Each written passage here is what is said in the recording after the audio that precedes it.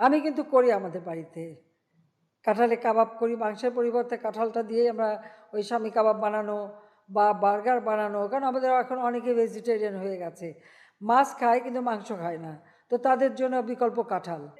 এই অঞ্চলে প্রচুর কাঁঠাল হয় এবং এই কাঁঠাল আপনারা ইতিমধ্যে গবেষণা করে 12 মাসই কাঁঠালের জিনোম সিকোয়েন্স আবিষ্কার করেছেন। আপনাদের আমি আন্তরিক অভিনন্দন জানাই।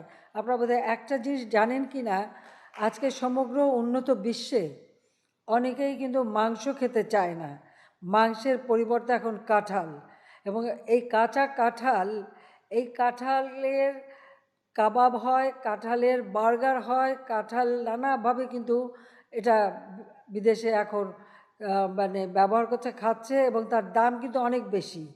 মানে আপনি কাঁঠাল দিয়ে কাঁচা কাঁঠালের একটা বার্গার যদি আপনি কিনতে যান, তার দাম কিন্তু